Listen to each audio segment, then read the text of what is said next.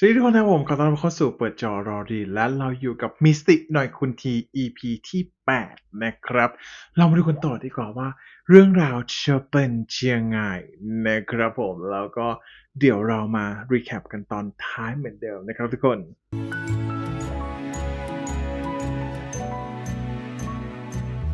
สวยเนาะนัดเจอกันเนาะอ๋อมีมใช่ปะส้นเข็ม4 นิ้วไม่เข็ดใช่ไหม แต่ตอนนี้เดินเองได้แล้วนะ ไม่ต้องมีคนคอยประคอง สบายดีไหม ก็โอเค อ๋อคือคนนั้นใช่ปะ นี่คุณทัศน์เจ้านายของมิมเอง นี่พีทค่ะ ได้พบกันสักทีนะครับ คุณพีเชียรัตน์ ครับ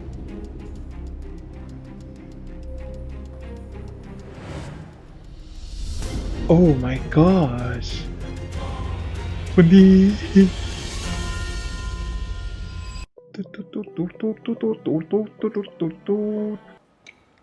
ต้องขอโทษคุณพีทจริงๆนะครับ ไวบาลานซ์ ที่ให้คุณบิมติดต่อส่วนตัวไปพอดีว่าทางเราอยากจะทำงานกับคุณพีทจริงๆ แต่ติดต่อคุณพีทไม่ได้เลย ไม่เป็นไรครับ พอดีช่วงนี้ติดดีลยาวกับอีกบริษัทหนึ่งอยู่ ก็เลยไม่ได้รับงานครับ อาเซนี่เหรอครับ ใช่ครับ รู้จักเหรอครับ น้อยคนครับ ที่จะไม่รู้จักอ๋อว่าแต่ตระกูลพาเฟียจะเอาช่างภาพไปทำอะไรล่ะครับ ผมทำพาร์ทน้ำหอมของคุณธีรกิจอะครับ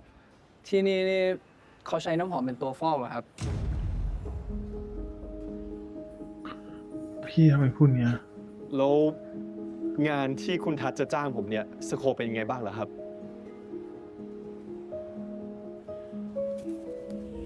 โชเฮกำลังจะเปิดค่ายดูแลศิลปินนะครับ ตอนนี้ในค่ายก็มีนายแบบอยู่ประมาณ 3-4 คน อ๋อ เลยอยากจะให้คุณพีทมาช่วยถ่ายโปรไฟล์น้องๆ แล้วก็ช่วยถ่ายคอนเทนต์โปรโมทบริษัทด้วยครับ แล้วจะร้อนช่วงไหนเหรอครับ อืม เร็วสุดได้ก็ดีครับ แต่ว่าอิงตามคิวคุณพีทเลยครับ เอ่อถ้ารีบจริงๆ เราเป็นแค่งานถ่ายโปรไฟล์จริงๆ แล้วทางผมสามารถแนะนำช่างภาพอื่นๆที่ดีๆ ก็ ได้ ได้ ไง นะครั ล่ะ บ พีทคิดรับปากเราไว้แล้วนะ เกรงใจอ่ะ ไม่อยากให้รอนาน ผมรอได้ครับ ผมต้องการให้คุณพีทอะ แปลกๆปะน่าจะไม่ได้หวังดีแล้วน่ะ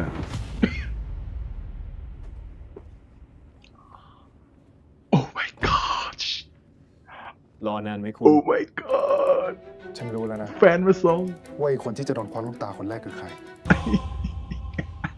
ใจเย็นสิคุณ พี่เย็นได้ยังไง มันมองเธอแต่ละทีเขาจะกินเข้าไปให้ได้ ผมเป็นคนนะ จะกินได้ยังไง แต่ฉันกินแล้ว อู้ พูดแบบนี้ โม ไม่ กอยู่ต ได้ รงนี้นะคะ เราจะไป น้องมึงเด้อก ลับบ้านเถอะไหม ผมกลับบ้าน ส่วนคุณกลับไปทำงาน กลับด้วยไม่ได้เหรอ ไม่ได้ ไม่สบายคุณที ฉันรู้สึกไม่ค่อยสบาย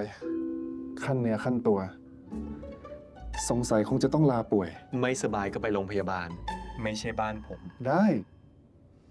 แต่ถ้าฉันป่วยขึ้นมาจริง ๆ เนี่ย เธอต้องอนุญาตให้ฉันค้างที่บ้านเธอ แล้วก็ต้องดูแลไม่ห่างโมก พาฉันไปโรงพยาบาล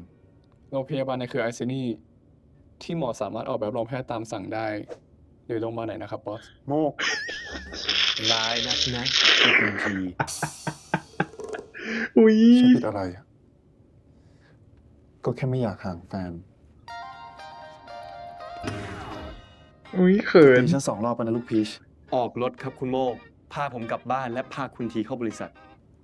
ครับ สรุปตอนนี้ใครเป็นเจ้านาย เอานามบัตรมาสิ อ๋อโห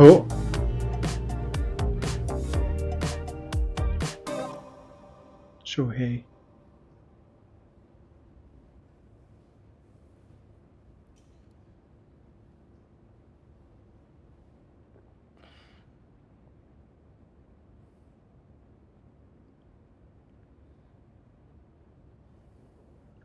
อ๋อเอ้ยเคยที่นี่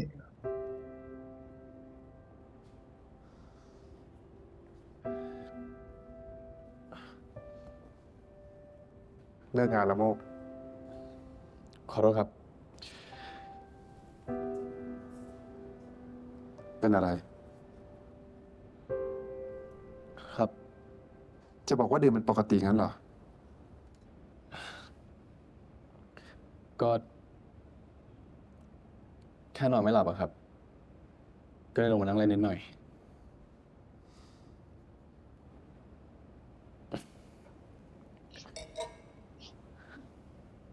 ยินดีด้วยนะครับ เลือกคนพีช มันยังไม่จบแค่นี้ นายก็รู้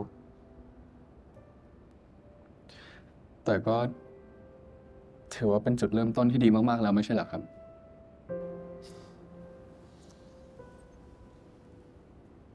รู้แล้วว่าทำไมความรักถึงอันตรายต่อพวกเรา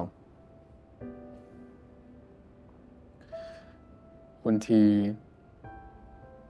เข้าใจสิ่งที่คุณท่านพยายามจะบอกแล้วเหรอครับ ฉันไม่เคยรู้สึกกลัวตายมาก่อน จนกระทั่งได้รักพีช บริการของอาร์เซนี่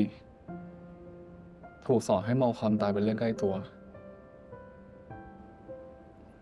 มันคงถูกต้องแล้วล่ะครับ ที่ผมควรอยู่ให้ห่างจากความรัก แต่นายไม่ใช่แค่บอดี้การ์ด เพื่อนๆด้วยนี่ นายคือเพื่อนฉันนะโมก อืม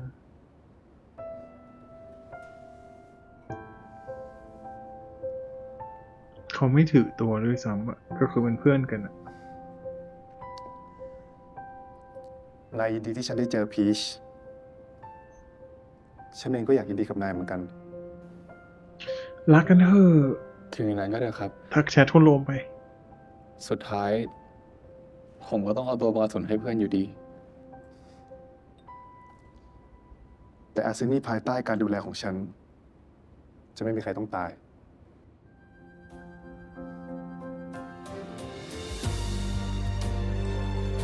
โอ้ยมิตรภาพดีมากเลยเนาะ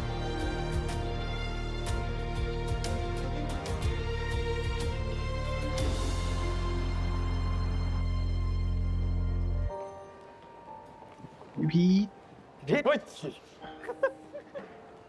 ตกใจดิ ร้านมาทำอะไรอ่ะ เห็นเขาบอกมีคุยรายละเอียดเพิ่มเติมนิดหน่อยอะพี่ แล้วพี่อยากมาทำอะไรอะ สวัสดีครับ คุณพีท ไม่อย่าง คุณทัศน์มิ้นท์ พีทดีใจนะที่ได้เจอ มาทำอะไรกันเหรอค ตะ รับ วันอยู่ในสังกัดนั้น นี่ตะวัน นายแบบในสังกัดของโชเฮ พรีเซนเตอร์อีกคนหนึ่งของ Spring Collection ได้ร่วมงานกันไวกว่าที่คิดนะครับ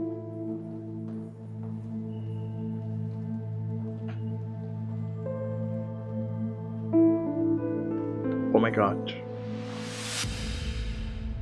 จาก Special Sense for Fall Collection นะคะที่เป็นคอลเลคชันพิเศษนะคะได้รับกระแสตอบรับดีมากๆเลยค่ะ ดังนั้นค่ะทางอาร์เซนี่นะคะเลยอยากจะเชิญคุณตะวันค่ะ มาร่วมงานกับ Spring Collection อย่างเต็มตัว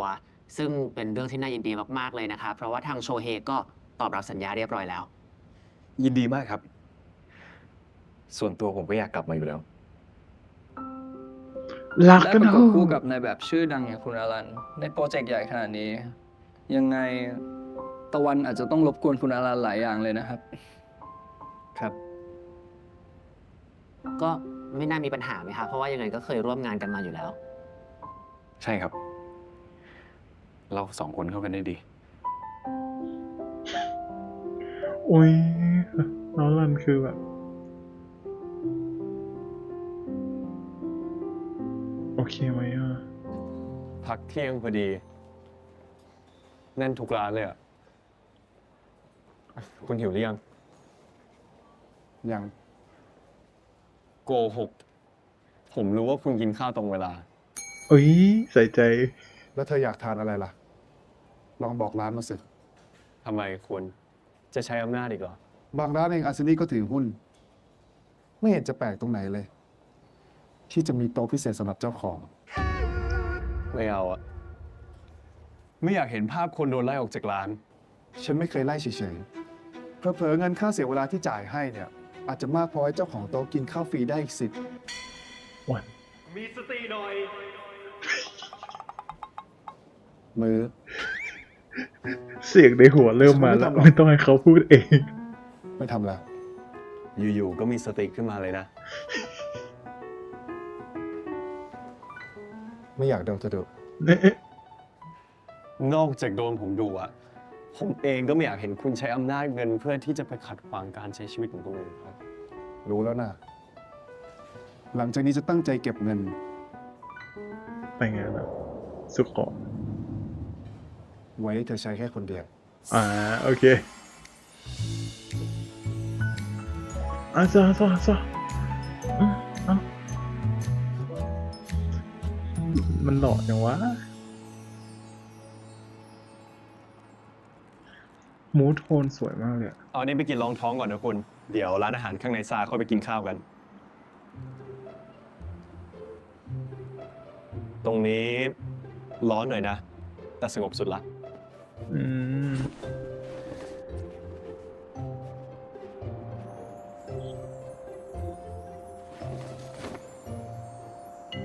แล้วใส่ใจมากขนาดนี้ใครจะไม่รักก็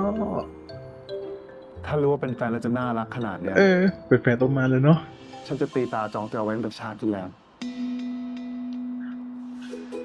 แอบเลิศฉันจะตรีตาจองเธอแต่ประชาที่แล้วคำพูดคำจา ชอบกินเหรอ ก็ชอบนะ เอาไว้กินเวลางานเดือดๆอ่ะ มือหนึ่งทำงานอีกมือหนึ่งกินไปด้วย ง่ายดี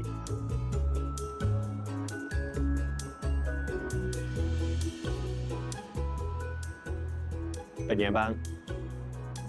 อร่อยดี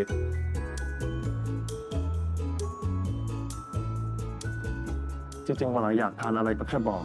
ถ้าโมกเตรียมไว้ที่ห้องทำงานฉันก็ได้ จะได้ไม่ต้องออกมาแข่งแย่งกับคนอื่นแบบนี้ แค่ต่อคิวร้านอาหารนะคุณ ไม่ถึงกับแข่งแย่งหรอก และอีกอย่างผมไม่ได้อยากเข้าออกห้องคุณบ่อยๆอ่ะอย่าลืมนะ คนอื่นยังไม่รู้เรื่องเรา วันนี้ฉันมีประชุมบอร์ดผู้บริหารเราเซ็นประกาศเรื่องความสัมพันธ์ของเรากลางห้องประชุมเลยไหมหรือว่าถ้าช้าไปเนี่ย จะได้ทำสเตทเมนต์อันล่อนไปตามแผนกต่างๆก่อนก็ได้ มีสตินะคุณ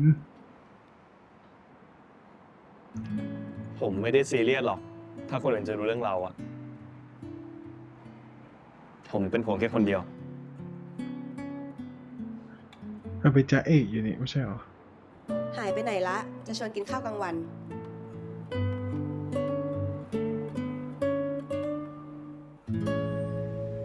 เรียบร้อยแล้ว พอดีเห็นว่างานยุ่งๆอ่ะ ก็เลยแอบออกมาก่อน ขอโทษด้วยนะ ไว้มือหน้านะ โอเคค่ะ ตั้งใจทำงานนะ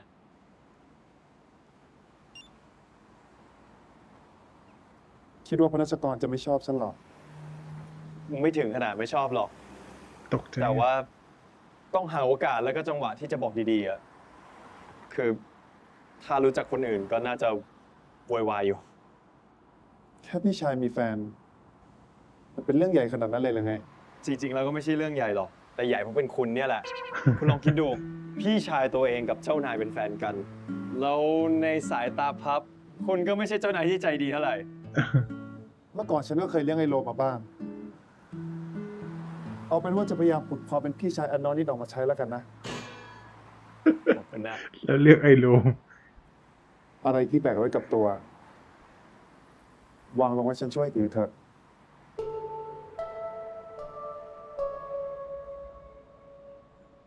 เรื่องในแบบนั้นก็ด้วย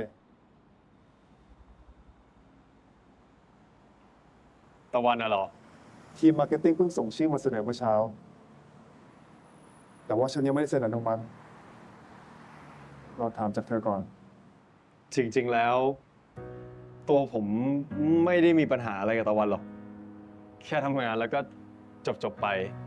คืออารันเองก็พูดนะว่าไม่อยากให้เรื่องงานกับเรื่องส่วนตัวมาเกี่ยวกัน ถ้าผมเป็นห่วงอะเป็นห่วงตะวันมากกว่า ไม่รู้ว่าเขาจะไปสร้างเรื่องอะไรอีก เปลี่ยนตัวได้นะ ถ้าเธอต้องการ เสียดีครับ เอาตามทีมงานดีกว่าคุณ ช ชอบแบบ ผม น้ำเสียงคุณทีมากเลยอะมัน ไม่อยากเอา บ เรื่อง นะ ส่วนตัวมาเกี่ยวอะแล้วถ้ารันเขารู้ว่า เรื่องส่วนตัวเขาทำให้ทีมงานเดือดร้อนเขาไม่พอใจแน่ เอาแต่ห่วงใยคนอื่นอีกแล้วนะ ก็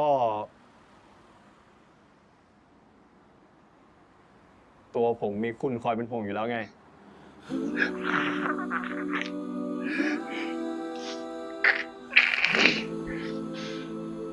เฮ้ยมันเดี๋ยวนี้นะวิมันทำให้คนเสียอาการได้ไม่รู้เหรอพีช เดี๋ยวพีชฉันมีอีกเรื่องที่ต้องบอกเธอทัศยาไม่ใช่คนธรรมดาอย่างที่เธอเข้าใจ ตระกูลโชเฮก็ไม่ได้ต่างอะไรจากตระกูลลีของพ่อฉัน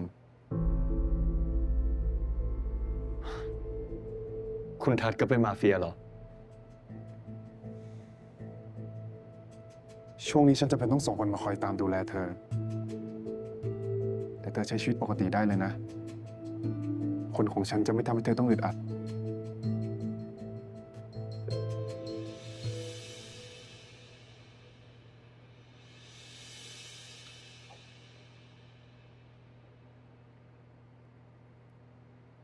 นี่สินะ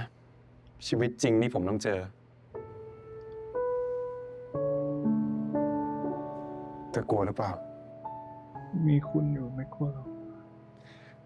ผมเชื่อว่าคุณไม่ปล่อยให้ผมเป็นอะไร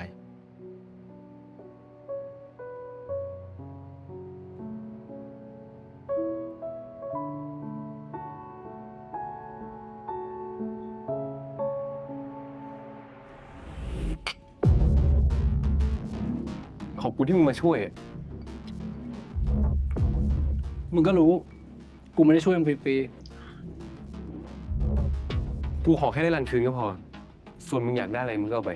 ๆ กูก็อยากจะรีบรู้แล้วเหมือนกัน ว่าอาร์เซนี่มันจะสักแค่ไหนกันวะ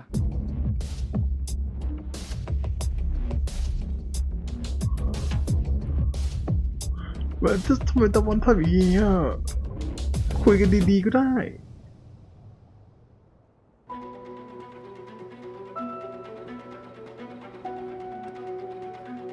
คือเจอคุณทัศน์เราต้องอยากได้พีชแน่เลย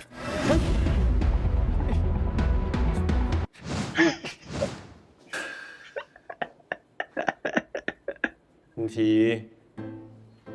ตกใจเหรอ ตกใจสิใครจะไม่ตกใจ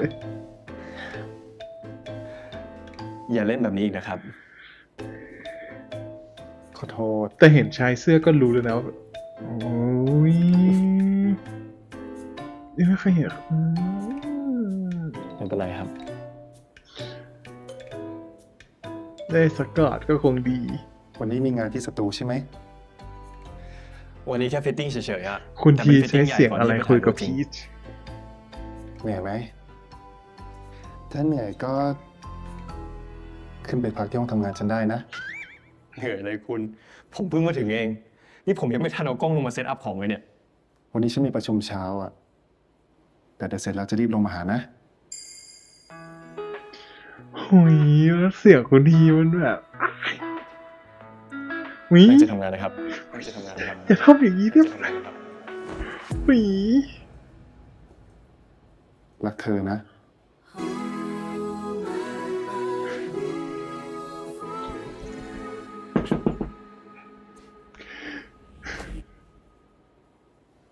รักฉันมุ้ย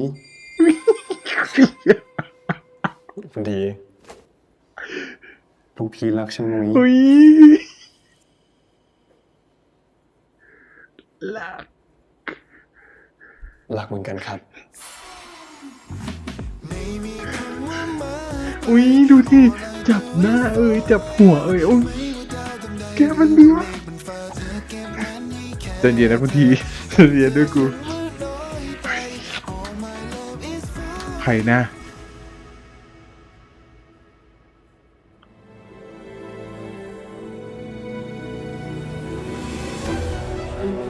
พี่พีทกับบอส บอสกับพี่พีท แล้วใครไม่รู้ ว้ายตายแล้วกูจะเป็นลม ไอ้เหี้ยแล้วว่าเป็นรู้ถูกคนซะด้วย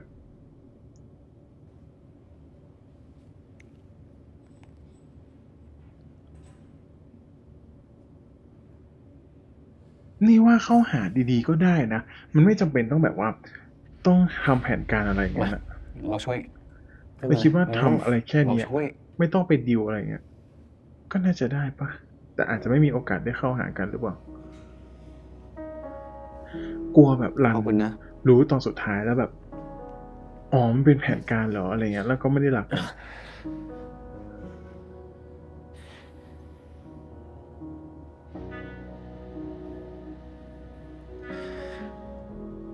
ต้องเอิญจังเลยเนาะได้มาทำงานด้วยกันอีกแล้ว มันไม่ได้บอกนะดี เป็นอย่างที่เราคิดจริงๆ ก็เราไม่รู้ว่าจะเข้าหารันด้วยวิธีไหนแล้วอะ อ๋อ รู้ เรา แล้ว โทรไป โอเค รันก็ไม่รับ โอเคนึกว่ารัน โอเค จะส่งข้อความไป รันก็ไม่ตอบเลยเราไม่คิดหรอกว่าที่เราทำแบบนั้นอะคือเราไม่อยากยุ่งกับตอนแล้วไง แต่เรายังรักรันอยู่ แล้วก็รักมากๆด้วย รัน เราขอโอกาสอีกสักครั้งได้ไหม ครั้งสุดท้ายก็ได้อะขอโทษนะ แต่เราไม่ได้รักตะวันแล้วอะ อู้เด็ดขาดไปเลยเหรอ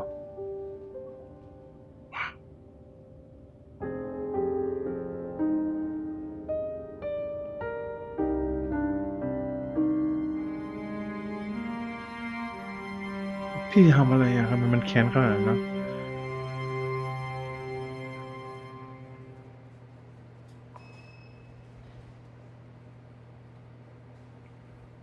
ปรับตัวได้แล้วเหรอ ได้เป็นผู้ช่วยพี่พีทอะสบายใจกว่าเยอะเลยครับ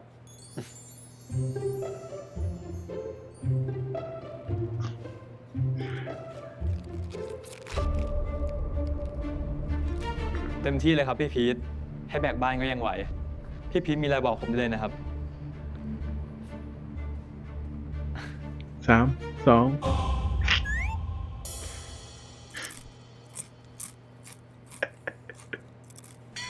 โอ้ย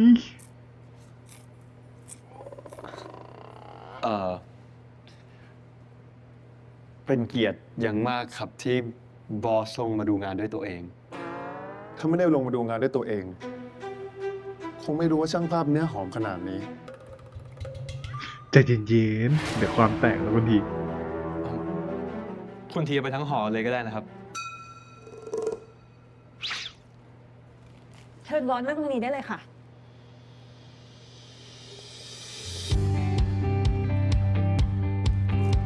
อ่ะ มาทุกคน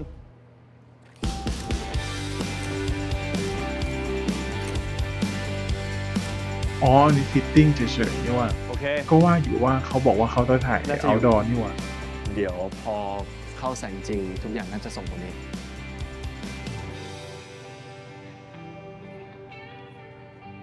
คุณติดตรงไหนไหม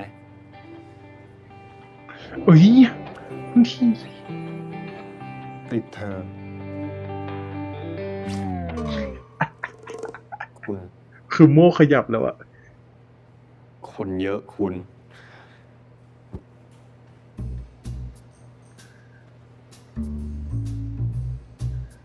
เปลี่ยนเซตครับ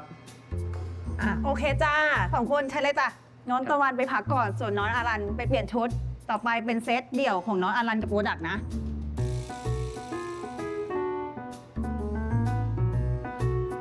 ก็ถึงเวลาประชุมกับฮ่องกงแล้วนะครับ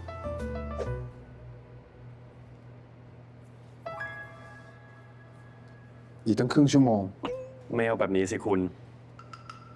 ขึ้นไปเตรียมตัวประชุม เดี๋ยวที่เหลือผมจัดการ ไว้ใจผม อุ๊ยน่ารักจัง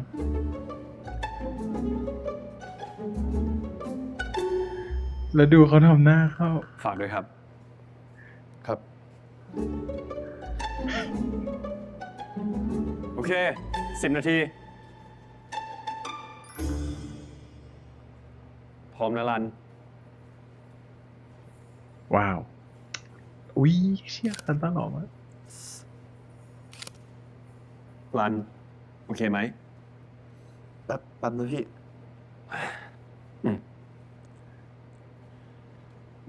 เจ็บปากพี่ ให้ช่วยดูไหมเงยหน้าหน่อยนะ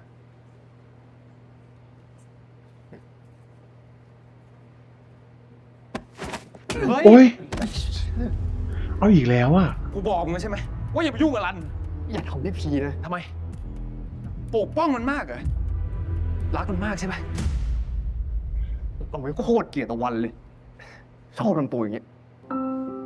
พูดแบบนี้หมายความว่าไง นี่เรื่องแล้วเหรอ เลิกทำตัวแบบนี้ แล้วหันกลับไปดูตัวเองก่อนไหม ที่ดูแลใครไม่ได้ เพราะมัวแต่ทำตัวเป็นเด็ก เอาแต่ใจอยู่แบบนี้ บอกกูเป็นเด็กนะ อย่าเลย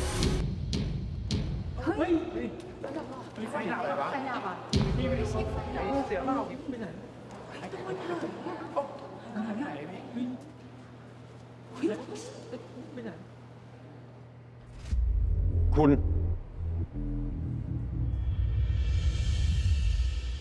เจ็บตัวอีกแล้วสินะ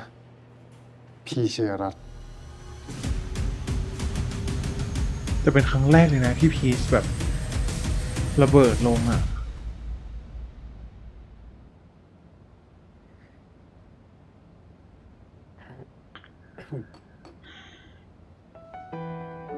จะไม่ไปโรงพยาบาลจริงๆเหรอ อย่างน้อยก็ขอให้หมอได้เช็คดูหน่อย เธอมีแผลด้วย นิดเดียวเองครับ โทรศัพท์ตกใส่หน้ายังเจ็บกว่านี้อีก แน่ใจนะว่าไม่ได้เป็นอะไร ทายาให้ผมหน่อยสิ ฉันเนี่ยนะ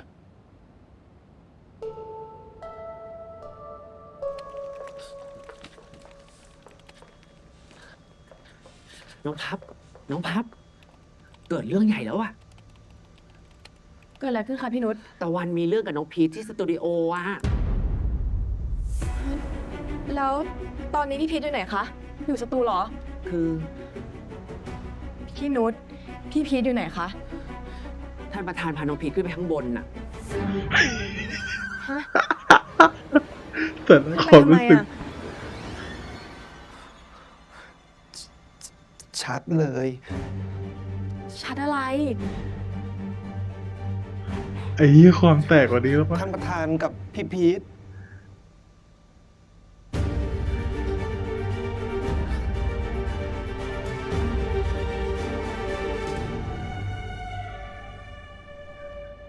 ไม่รู้ว่าอันไหนหรือเปล่า ไปให้หมอทำให้ไม่ดีกว่าเหรอ แค่นี้เอง อย่าไปรบกวนหมอฉุกเฉินเขาเลย แต่ว่าฉันไม่เป็นอะ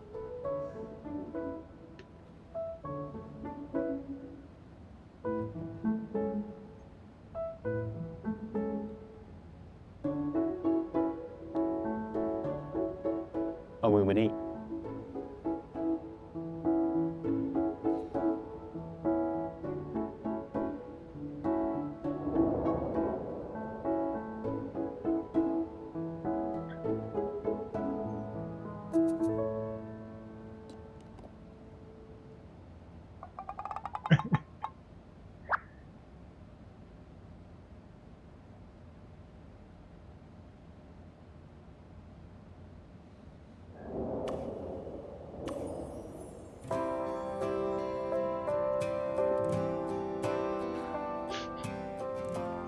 เขากลัวพีชเจ็บหรือเปล่า ฉันกลัวเปิดทำเธอเจ็บ แค่เบาแรงลง แค่นั้นก็ไม่เจ็บแล้ว คุณ ผมมองไม่เห็นแผลตัวเอง คุณต้องมอง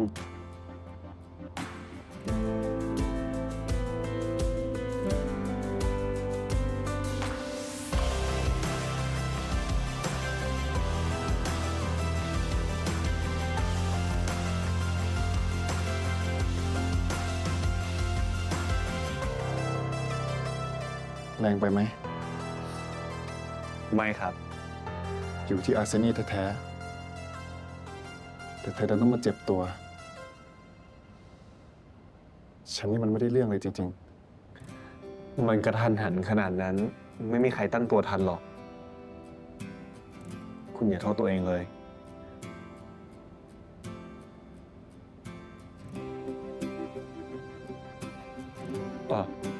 แล้ว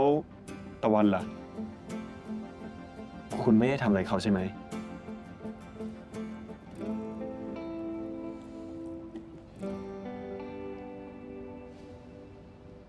ฉันแค่ให้คนจับมันโยนออกไปจากบริษัท แค่นั้นใช่ไหม แค่นั้นจริงๆ ไม่เชื่อก็ไปเปิดกล้องวงจรปิดดูได้ มันขับรถออกไปเองด้วยซ้ ขอชื่อให้แล้ว คุณใจเย็นลงมากเลยคุณรู้ตัวไหม ำรู้ เพราะว่าถ้าเป็นเมื่อก่อน แม้แต่ชื่อของมัน ฉันก็จะไม่ให้เหลืออยู่บนโลกนี้ โหดจัง โอ้ย แฟนใครเนี่ย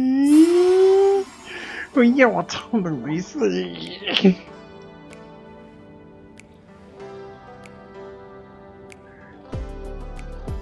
ฉันขอสั่งห้าม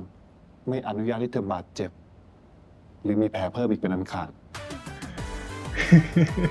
เรื่องแบบนี้มันห้ามได้ด้วยเหรอ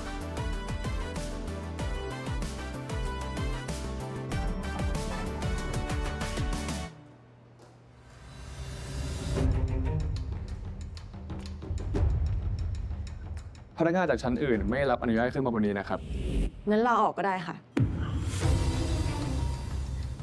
ผู้บริษัทก่อน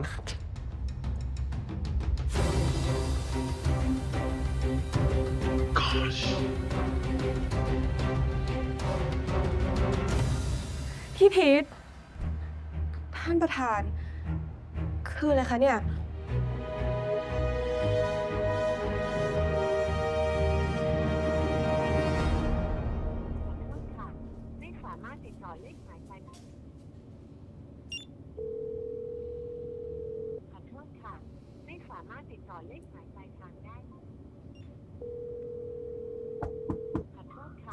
มาหาเลยบอ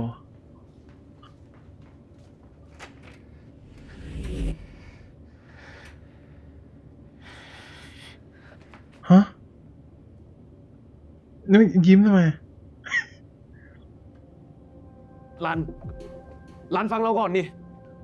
รัน เว้ย ที่เราทำไปทั้งหมดก็เพราะว่าเรารักรันไง การที่ไม่ต่อยพี่พีทอะคือรักเราเหรอวะ พี่พีทเหรอมึงเชื่อพี่พีทดีกว่าที่มันเป็นแบบนี้ก็เพราะไอ้พีทป่ะ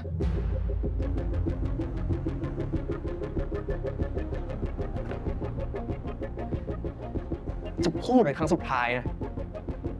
พี่พีทคือพี่ชายเรา พี่ชายเหรอพี่ชายเหรอวะ ไม่ห่วงอะไรขนาดนั้น จะ นะ ดูดปากกันอยู่แล้วไม่ใช่เหรอ โอ้ย เอา คนที่เรารักอ่ะ คือตะวัน มันเป็นแค่ตะวันคนเดียวมาตลอดเลยเว้ย แต่ก็ขอบคุณวันนี้นะถ้าไม่เอาเลิกรักตะวันนี่จริงๆสักทีอ่ะไม่เอาสิรันฟังก่อนรันฟังก่อนสิเฮ้ยรันฟังก่อนอะไร กว่าจะหูขิงน้ำปิงปลาแห้งค่ะ รันเราคงไปด้วยกันไม่ได้จริงๆแล้วตะวัน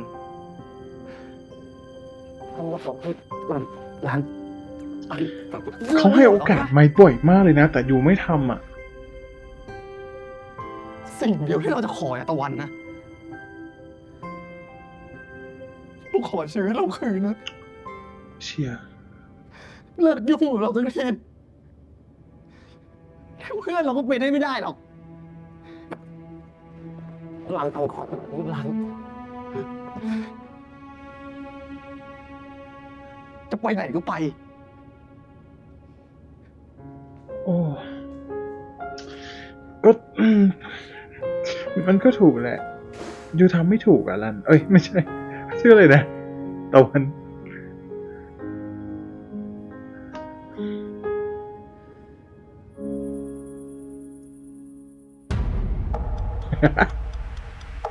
โดนสอบสวนครับ โอ๊ย นี่ คือสองคนนี้เป็นแฟนกันแล้วถูกปะ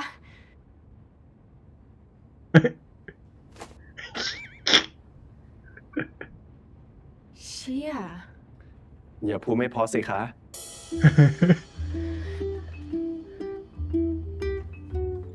พีทกับท่านประธานเนี่ยนะ คบกัน unbelievable จริงๆเหรอคะ เรียกฉันว่าคุณทีก็พอหรือถ้ามีโอกาส เรียกฉันว่าพี่ทีก็ได้ ฉันเป็นแฟนพี่ชายเธอ ก็เหมือนฉันเป็นพี่ชายเธออีกคนไงพนัสกร นี่พี่พีทนี่มีอะไรจะพูดกับเขาเลยเหรอคะ เฮ้ย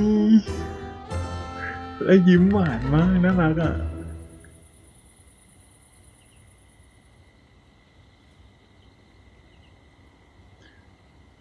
พับน่าจะเข้าใจคนทีมใหม่แล้วตอนเนี้ย เธอจะพูดอะไรกับฉัน เธอก็พูดมา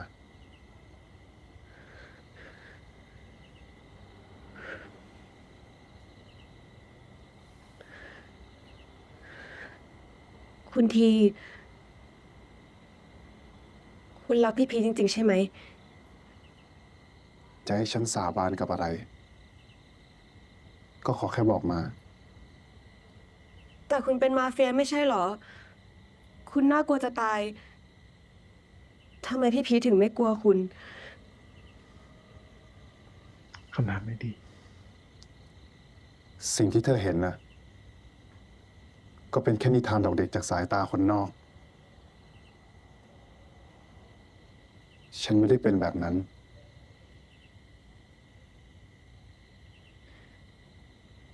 แต่พับมีพี่ชายแค่คนเดียว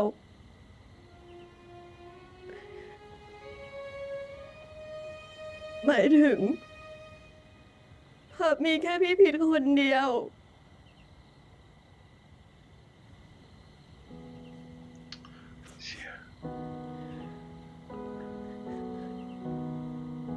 ถ้าให้พูดตรงๆก็ห่วง กลัวพี่พีชไม่รักคุณมากกว่า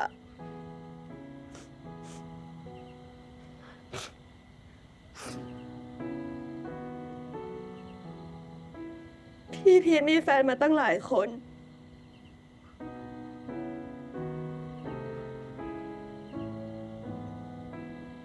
แต่พับก็ไม่เคยรู้สึกใจหายขนาดนี้มาก่อน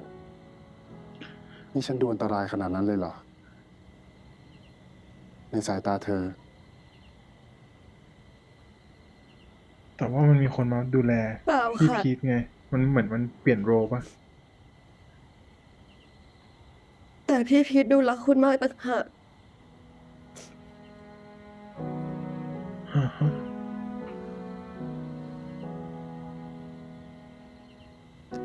เธอบอกว่าเธอมีกันแค่2 คนใช่ไหม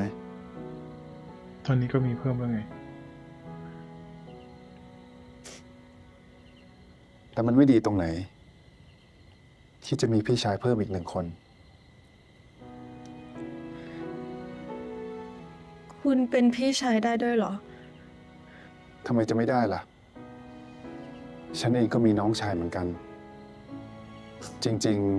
ๆ เรา2 คนมีอะไรที่เหมือนกันอยู่นะ อะไรคะ เรา2 คนรักพีเชยรัตน์เหมือนกันไง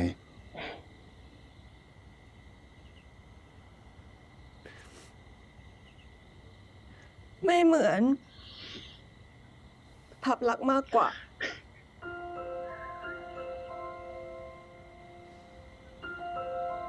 ก็ได้ เธอรักมากกว่าฉันนิดนึง งั้นเรามาอยู่ทีมเดียวกันไม่ดีกว่าเหรอ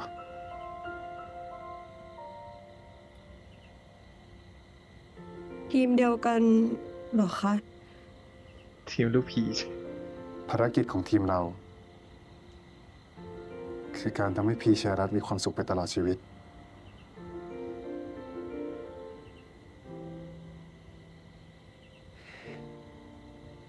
ดีลไหม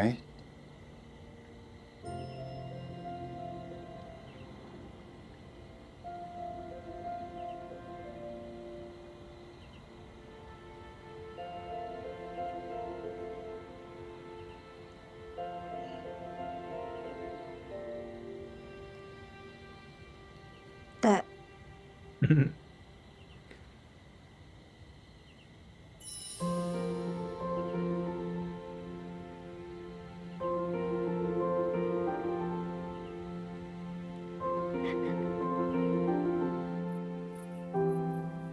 ฉันคุยกับพีทแล้ว อีกอย่างที่ตอนนั้นฉันยุ่งกับงานของพีทไม่ได้ ก็เพราะว่าเรายังไม่ได้เป็นอะไรกัน เดี๋ยว ตอน เดิ นี้ ม ฉันกั นะ บพีท เบื่ เป็น อ แฟนกันแล้ว นั่นแปลว่า ฉันกลายพีทได้แล้ว ก้าวก่ายค่ะ บอกว่าก้าวไก่ไงครับบอส ก็ทำได้ทุกอย่างนั่นแหละ ค่ะ โอเค ส่วนทางตระกูลวีระอาภากร ครอบครัวของนายตะวันทางนั้นต้องการส่งทนายมาเพื่อเจรจาต่อรองครับ เรื่องที่เราฟ้องร้องเรียกค่าเสียหายคดีทำร้ายร่างกายคุณพีทครับ ฉันไม่ต้องการพบใครทั้งนั้น ที่ตอนสร้างความวุ่นวาย ไม่เห็นจะมีใครมาขออนุญาตฉันก่อน พอเดือดร้อนก็จะมาขอเจรจา ง่ายไปหรือเปล่า ตัวนี้ทำไมโมกใส่เสื้อสีขาว ฉันรับปาก ไม่เค พี ย ท เห็น ไว้ สักครั้งไม่เคยเห็น ว่าดีลนี้จะต้องไม่มีใคร มาก่อน เจ็บตัว แต่อย่างอื่นนายจัดการได้เลย เอาให้มันรู้การที่กล้ามาทำร้ายคนของฉัน จะต้องเจอกับอะไรบ้าง ครับบอส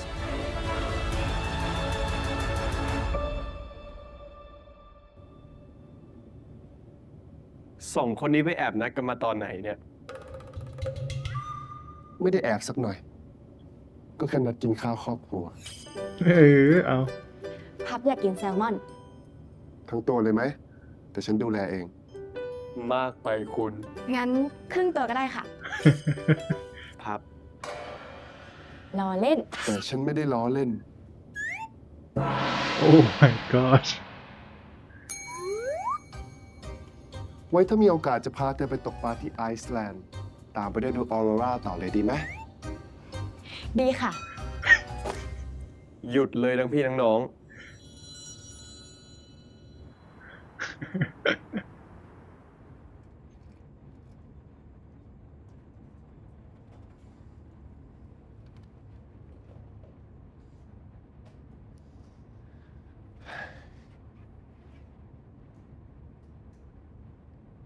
ไฟดับเหรอ ผมจ่ายค่าไฟแล้วนะ Happy birthday อ๋อ โอเค มีรถชนเสาไฟฟ้า ไฟน่าจะมาพรุ่งนี้ แย่จัง ทำไงดีแล้วเนี่ย ยิ้มทำไมล่ะ ปากบอกแย่ แต่ยิ้มกว้างเชียวนะคุณอะ ฉันเปล่ายิ้มสักหน่อย เธอตาฝาดหรือเปล่า ผมอาจจะต้องรบกวนให้คุณไป ได้ ไปนอนที่บ้านเหรอ ย้อนกลับไปส่งที่คอนโดพับอะ อ๋อ อ้าว ที่คิดไว้ไม่ใช่แบบนั้น แล้วที่คิดไว้เป็นแบบไหนล่ะครับ คุณโจเล่ บ้านฉันใกล้กับคอนโดพับตั้งเยอะ นี่บ้านคุณเหรอ เข้าไปข้างในกันเถอะ เป็นผมไม่กล้าเรียกว่าบ้าน ยกให้เธอ คุณจะบ้าเหรอ นั่นคุณนาฏระดานี่ ตั้งแต่สมัยคุณนาฏยังสาวๆเลยนี่ รู้จักด้วยเหรอ ตอนผมเด็กๆเขาดังจะตาย แม่คุณเหรอ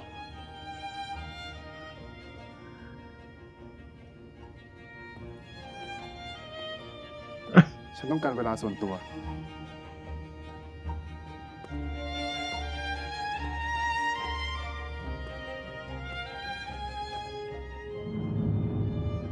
แล้วสวยอ่ะ โทนสีเคิร์ฟเลิศอ่ะ ห้องคุณทีเนี่ยใช่ปะ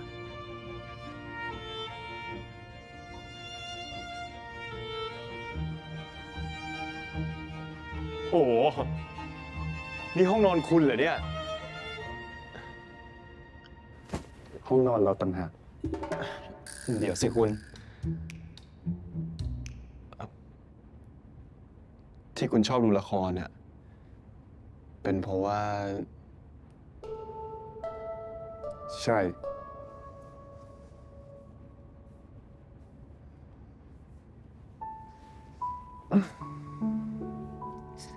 มันทำให้ฉันได้อยู่ใกล้กับแม่ อ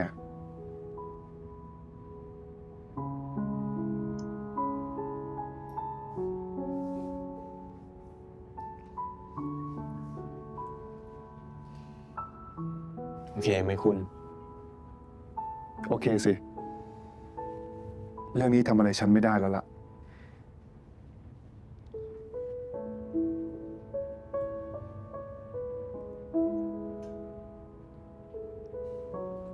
เหงาไหม เคยเหงา แล้วส แต่ ลั ตอบ นนี้ฉั กัน น มี ไง เธอแล้ว คุณที รีบไปอาบน้ำเถอะ เดี๋ยวฉันจะเตรียมชุดนอนแบบคนปกติเอาไว้ให้ ผมเนี่ยอยากจะรู้จริงๆเลยว่า ระหว่างชุดนอนของคุณกับชุดนอนของผม อันไหนจะใกล้เคียงคำว่าปกติมากกว่ากัน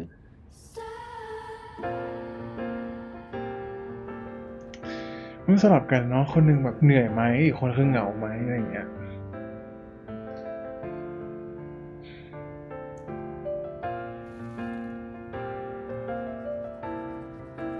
แต่มันก็ดีเนาะ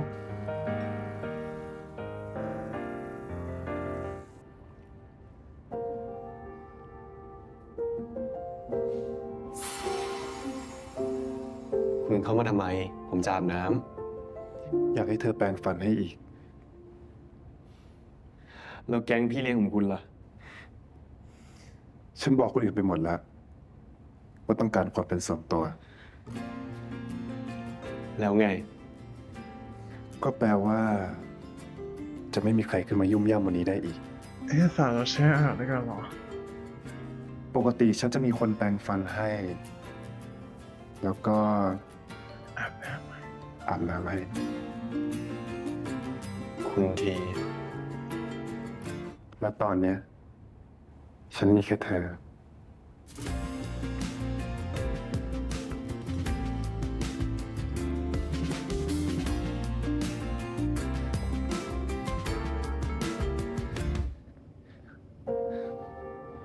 คุณทีอยู่ข้างบนใช่ไหม ใช่ครับ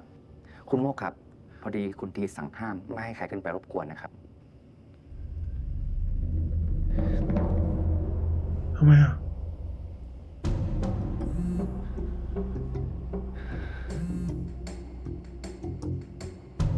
Shira Jenkins. Is there something I should know about this name?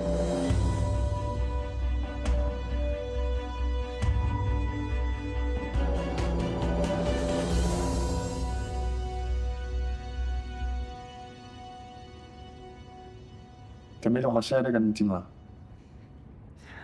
ไม่อะเซนมันบอกว่าอันตราย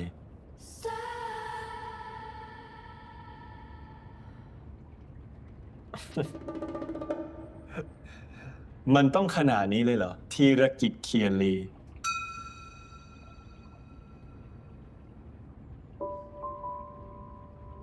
ที่ฮ่องกง ญาติของฉันเคยตายเพราะใช้สบู่ผสมยาพิษ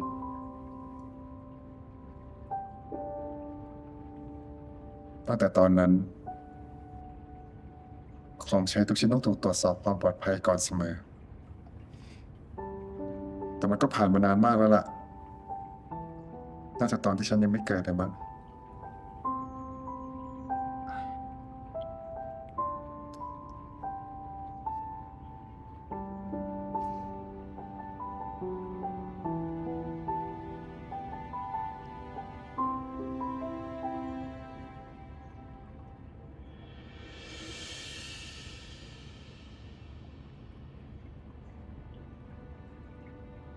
แผลจากกระสุนปืนนะ เชี่ย โชคดีที่มันแค่ถากไป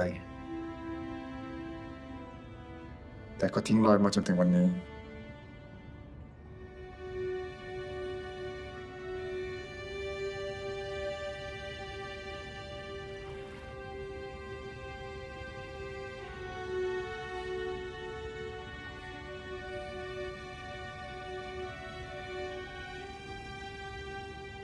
ไม่เป็นไรแล้วล่ะ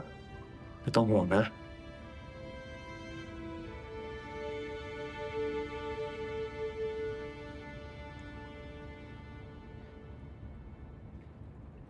ที่คุณเคยบอกว่าไม่อนุญาตให้ผมเป็นแผลหรือบาดเจ็บอีก คุณเองก็เหมือนกันนะ เข้าใจไหม สัญญากับฉันได้ไหมว่าไม่ว่าจะเกิดอะไรขึ้น เราจะผ่านไปด้วยกัน โอ้กลัวพ่อเขา คุณเป็นคนบอกเองไม่ใช่เหรอ ว่าโลกที่คุณสร้างจะมีแค่เราสองคน ไม่ต้องห่วงหรอกคุณที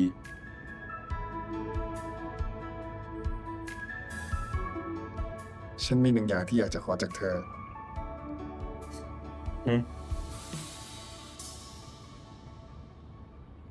ฉันอยากให้เธอเรียกชื่อฉัน เรียก คุณที ที่เจอ เคียน อ๋อ เรียกแบบนั้นได้ด้วยเหรอ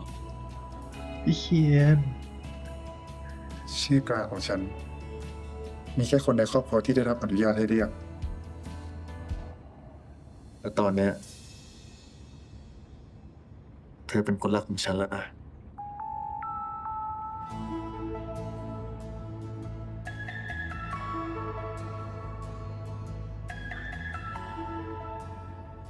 เอียน พี่เคียน ฮะ ฉันอยากให้เธอเรียกฉันว่าพี่เคียน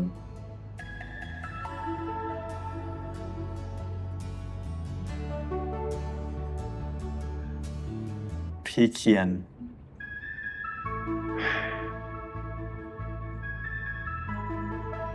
น้องคุณทีเนาะ พี่รักพี่เคียนนะ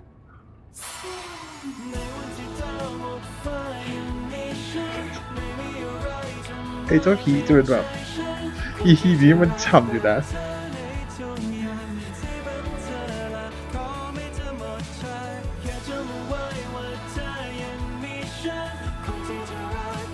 มึงทำไมเราถึงไม่มีแฟนวะเชี่ยมันดีมากเลยอ่ะ EP ต่อไปดราม่าปะเนี่ย ไหนบอกว่าอันตราย ไม่กลัวแล้วล่ะ พูดไปงั้นแหละ ไม่งั้นคบกับคุณทีไม่ได้หรอก ถ้ากลัวอะไร เมื่อกี้เรียกฉันว่าอะไรนะ คุณที ก็มันชินปากอะ งั้นก็ต้องฝึกความเคยชิน ไหนลองเรียกสิ พี่เคียน พี่เคียน เคียนลี อย่างดีอ่ะ ชอบ อันนี้ปอดไป ไหนขอลองแบบ คิดถึงฉันมากๆได้ไหม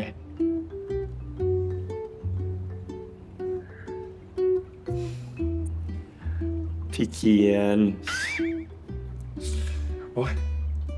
ชอบ แล้วถ้าแบบอ่อนๆล่ะ ไหนลองสิ พี่เคียน คราวนี้ขอแบบงอนๆบ้างได้ไหม พี่เคียน อุ๊ย ขนาดดูแล้วยังเพราะเลย หนักละ ถ้างั้น อยากให้เรียกพี่เสือง โอ้ย พี่เคียน จะเอาอีกกี่เคียนเนี่ย วันนี้จะเอากี่เวอร์ชัน ขอแค่เวอร์ชันเดียวก็พอ เอาแบบขอกระซิบข้างหู บอกฝันดีก่อนนอน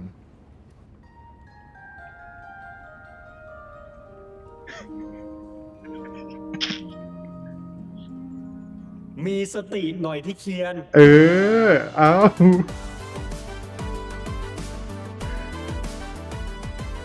คนบ้า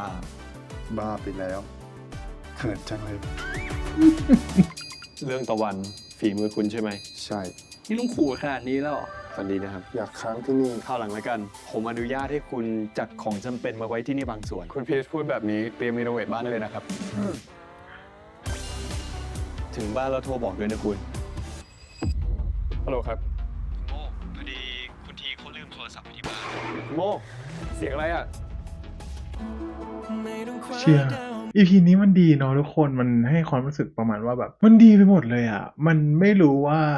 จะต้องพูดยังไงต่อแล้ว มันเหมือนกับว่า พอเขาทั้งสองคนมีความรักต่อกันแล้ว เราจะเห็นได้เลยว่า เขาไม่มีกำแพงต่อกันแล้ว แล้วว่าเขาไม่ได้แบบ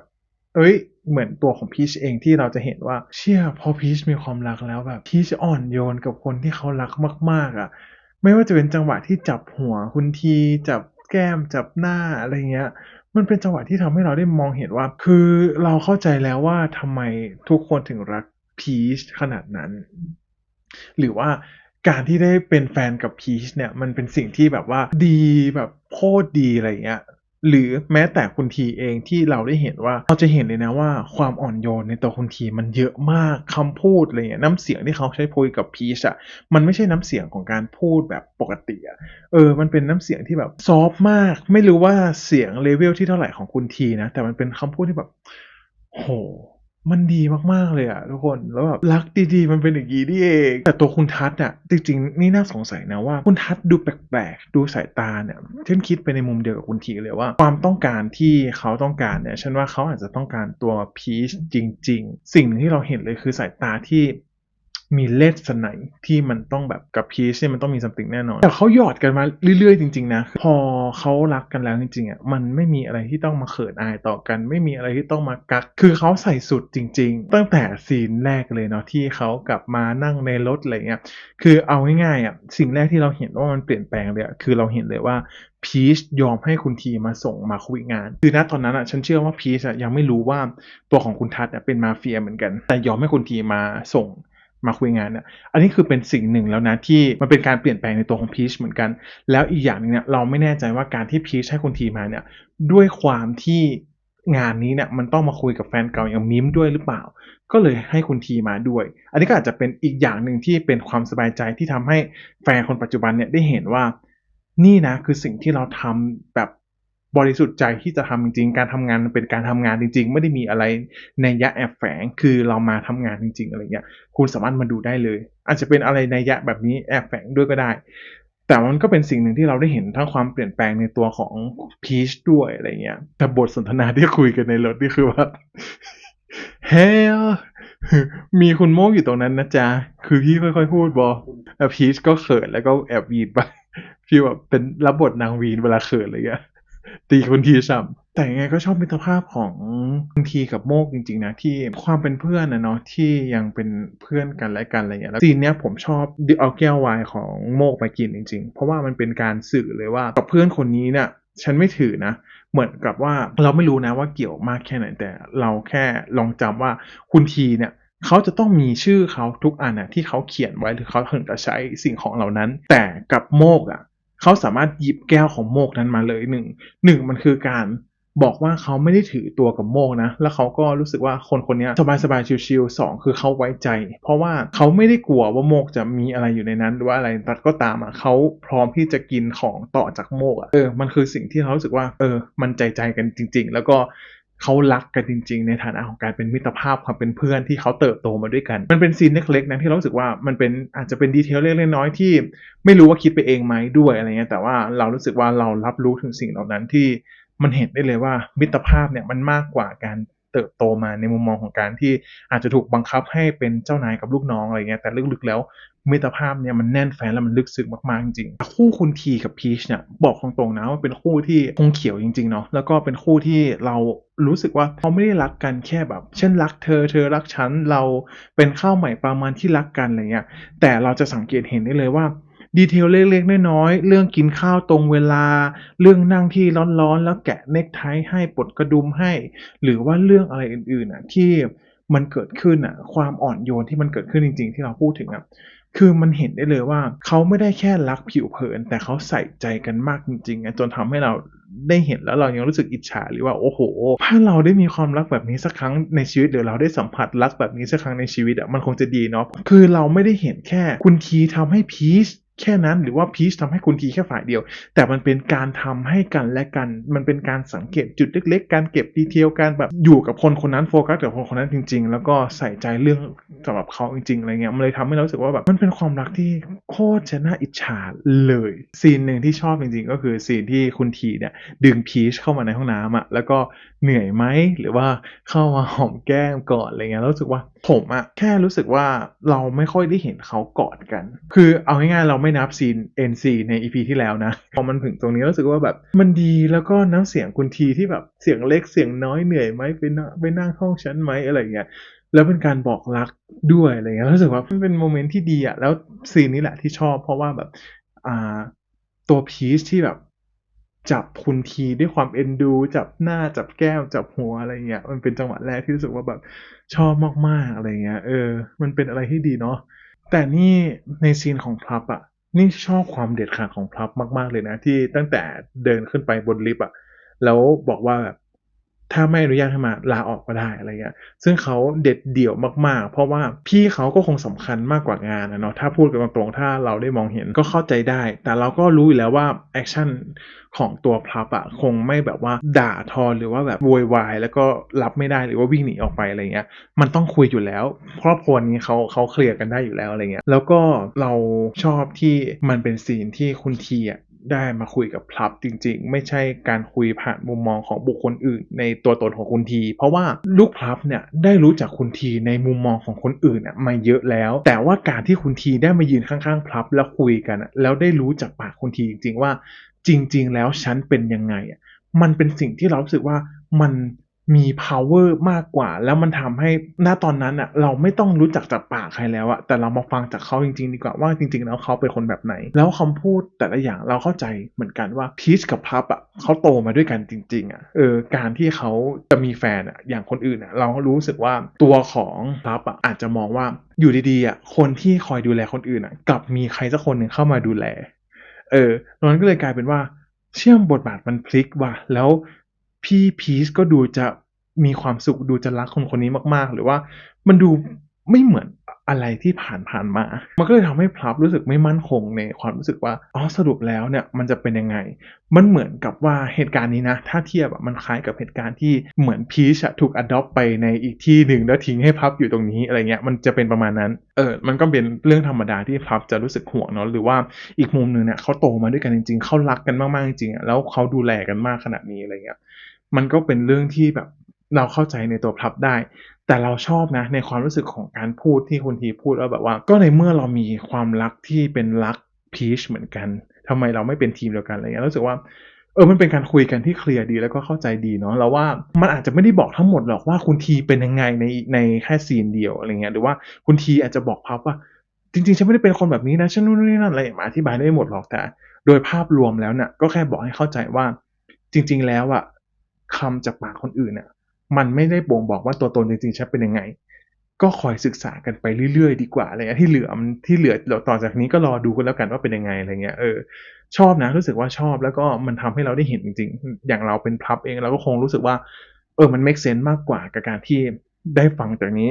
แต่ว่าถ้าสมมุติว่าพี่พีชมาคุยเนี่ยเราก็เข้าใจว่ามันคุยได้แล้วพลับก็เชื่อพี่พีชแหละเพราะว่ามันเห็นอยู่แล้วว่าพี่พีชรู้สึกสบายใจแค่ไหนหรือว่า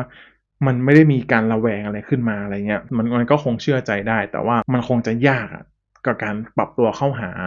คุณทีสำหรับน้องพลับแต่ว่าถ้าคุณทีมาคุยมันจะทำให้สามารถที่จะมาจูนกันเลยตั้งแต่ตอนนั้นอะไรเงี้ยเราเลยได้เห็นไงว่าซีนที่เขาไปกินข้าวด้วยกันมันก็เลยเป็นอะไรที่แบบว่าสบายใจมากขึ้นไม่งั้นถ้าซีนเนี้ยถ้าเป็นพีชมาคุยตอนไปกินข้าวพลับยังไงก็เกรงเพราะว่ายังไม่รู้จักคุณทีโดยจากปากคุณทีจริงๆไงแล้วก็ต่อมาเนี่ยคือเรื่องที่ไปบ้านคุณทีเนาะเราเข้าใจนะว่าทำไมคุณทีถึงบอกว่าเคยเหงาแต่ตอนนี้ไม่เหงาแล้วรู้สึกว่ามันเป็นไทมิ่งที่ดีแล้วก็เป็นไทมิ่งที่ทำให้คนดูรู้สึกไปด้วยว่ามันจริงตามคำพูดของเขาเราไม่ได้รู้สึกว่าคำว่าครอบครัวที่เขาห่างหายไปมันจะเป็นปมสำหรับเขาแล้วเราไม่รู้นะว่ามันจะต้องถูกแก้ไขอีกต่อไปไหมในอนาคตถ้าแก้ไขได้มันก็ดีมันก็จะ fulfill 100% ตอนนี้เหมือนพีชมันอาจจะแทนครอบครัวไม่ได้นะแต่ว่ามันก็เข้ามาเติมเต็มในช่วงเวลาที่ขาดหายในช่วงเวลาที่อาจจะห่างจากคุณแม่คุณพ่อครอบครัวใดๆก็ตามที่เขาอาจจะรู้สึกว่ามันขาดไปช่วงนั้นแต่ว่าตอนนี้เนี่ยเหมือนเขาได้คนนี้เนี่ยมาเติมเต็มแล้วอะไรเงี้ยมันก็เลยทำให้เป็นจังหวะที่เรารู้สึกว่าเราก็เข้าใจแหละว่าเขาก็คงจะไม่เหงาอีกต่อแต่เราก็ชอบในอีกอย่างหนึ่งก็คือที่เขาสื่อสารออกมาพีชถามคุณทีว่าเหงาไหมเนี่ยเรารู้สึกว่า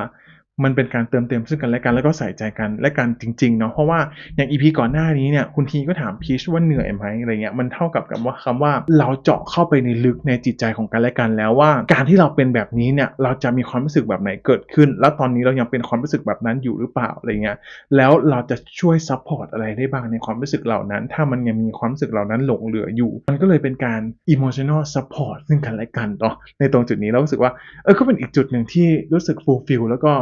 รู้สึกว่าเรามองเห็นได้ว่าเขาเป็นที่พึ่งซึ่งกันและกันได้แต่ว่าเรื่องของพ่อเนี่ยอาจจะต้องรอดูเนาะว่ามันจะเกิดอะไรขึ้นที่แบบพ่อทักมาอะไรเงี้ยอันนี้ก็ไม่รู้เหมือนกันว่าในอนาคตจะเป็นยังไงแต่ว่ามีอีกเรื่องหนึ่งที่เรารู้สึกว่าเราต้องคุยกันก็คือเรื่องของตะวันกับอลันเนาะคือเรื่องนี้เราว่าตอนนี้เนี่ยตะวันเนี่ยต้องแก้ไขที่ตัวเองจริงๆเพราะว่าตะวันก็น่าจะเป็นคนแรกป่ะที่ทำให้พีชระเบิดขนาดนั้นอะไรเงี้ยเพราะว่าตั้งแต่เราดูมาเรายังไม่เห็นพีชระเบิดขนาดนั้นมาก่อนนะมันน่าจะถึงจุดที่แบบว่าทนไม่ได้แล้วจริงๆกับพฤติกรรมแบบนี้แล้วก็ไม่เห็นเลยว่าจะเปลี่ยนแปลงตัวเองพีชอะเขามองเห็นแล้วว่าคือน้องเราก็เจ็บอะอย่างตัวรันเองที่แบบว่าพยายามจะ move on นะหรือว่าก็รู้แหละว่ารันมันรักเว้ยแต่ว่ามันรักต่อไม่ได้เพราะว่าพฤติกรรมของตะวันมันยังไม่เปลี่ยนแปลงอะมันก็เลยอาจจะต้องถึงเวลาที่แบบว่าต้องใช้ไม้แข็งบ้างแล้วที่จะมาดัดตัวของตะวันบ้างเพื่อเขาจะได้สำนึกได้บ้างอะไรเงี้ยมันก็คงจะไปถึงจุดนั้นแล้วจริงๆก็คือเป็นครั้งแรกที่เราเห็นว่าเขาระเบิดลงจริงๆอะเนาะก็ถือว่าเป็นจุดหนึ่งที่เด็ดขาดอยู่พอสมควรอย่างตัวตะวันเองเนี่ยก็คือเขาน่าจะได้รับรู้แหละใน EP เนี้ยว่ามันชัดเจนมากพอที่อย่างอลันเองพูดออกไปเต็มที่แล้วอะว่าเฮ้ยการกระทำของยูมันไม่โอเคนะเว้ยแล้วการที่ยูมาห่วงก้างอะไรแบบนี้มันไม่ช่วยทำให้อะไรดีขึ้นเว้ยการที่ยูจะรักกันมากขึ้นอะยูต้องมาแก้ที่ตัวเองด้วยว่าการที่เรารักกันไม่ได้หรือว่าการที่เราต้องห่างกันณตอนนี้เนี่ยมันเกิดจากเรื่องอะไรมันไม่ได้เกิดจากปัจจัยภายนอกเลยเว้ยมันเกิดจากปัจจัยภายในหรือว่าตัวตนของยูแหละที่ทำให้ไออย่างตัวรันเองเนี่ยไม่สามารถไปต่อกับตัวของความสัมพันธ์นี้ได้เพราะว่ามันแอบท็อกซิกกับตัวของรันมากๆอะไรเงี้ยโดยที่เขาไม่รู้ตัวเราเชื่อว่าตะวันอะไม่รู้ตัวหรอกเขารักแล้วก็มันค่อนข้างจะเป็นทางที่ผิดเนาะมันก็แอบจะธงแดงนิดหนึ่งอะไรเงี้ยมันก็เลยแบบว่าก็ต้องเจอของจริงสักครั้งหนึ่งแล้วก็เราคิดว่าคงจะคิดได้ละมั้ง EP นี้ก็แอบแรงอยู่พอสมควรนะก็หวังว่าจะคิดได้นะตะวันแล้วก็รักกันดีๆถ้ารักกันไม่ได้ก็คงต้องจบกันนะเนาะก็ใด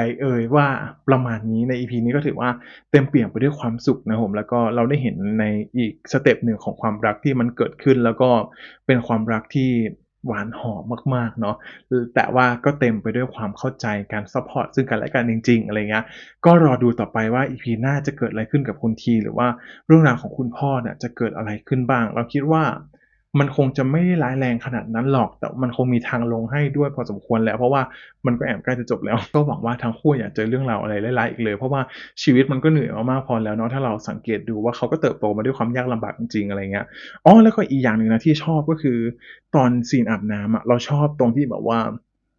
เราเห็นความอย่างตัวของพีชเองที่เห็นความเจ็บปวดของคุณทีอะแต่ไม่ได้ขยันขยอที่จะถามอะเพราะว่าจริงๆมันก็เป็นสิ่งหนึ่งที่เรารู้สึกว่าผู้ถูกกระทำเองเนี่ยก็คงจะรู้สึกแย่ถ้าจะพูดถึงปมนั้นหรือว่ามันอาจจะเกิด trauma ในใจเขาไม่อยากพูดถึงก็ได้อะไรเงี้ยแต่ว่าใช้การสังเกตการมองแล้วก็รู้สึกว่า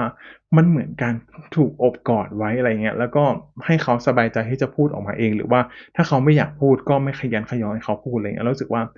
มันเป็นอีกจุดหนึ่งนะที่ตัวพีชไม่ได้พูดอะไรเลยแต่เรารู้สึกว่าเราเห็นสายตาของความห่วงใยออกมาเราเห็นสายตาของความเป็นห่วงของเขาเหมือนกันออกมาอะไรเงี้ยเราจะเห็นแบบนี้มันจะสลับกันไปมาจริงๆนะทุกคนคือคนนึงก็ห่วงจะเจ็บคนนึงก็เห็นแล้วว่าความเจ็บปวดที่มันเกิดขึ้นมันเป็นยังไงก็อย่าเจ็บปวดอีกเลยอะไรเงี้ยมันก็เป็นหลากหลายมากมายที่มันเกิดขึ้นนะเนาะก็ถือว่ารอดูต่อไปว่าเรื่องราวความรักของเขาจะเป็นยังไงแล้วก็เรื่องราวอื่นจะเป็นยังไงนะครับผมก็ EP นี้ทุกคนเป็นยังไงบ้างดูแล้วเป็นยังไงก็ฝากคอมเมนต์ไว้ด้วยนะครับผมแล้วก็ไว้เราเจอกันใหม่ใน EP ต่อไป EP นี้ขอลาทุกคนไปก่อนนะผมฝากกดไลค์กดแชร์กด Subscribe กันด้วยนะผมแล้วเจอกันใหม่ในมิสติในคุณที่ EP ที่9นะผม EP นี้ขอลาทุกคนไปก่อนนะครับสวัสดีครับบ๊ายบาย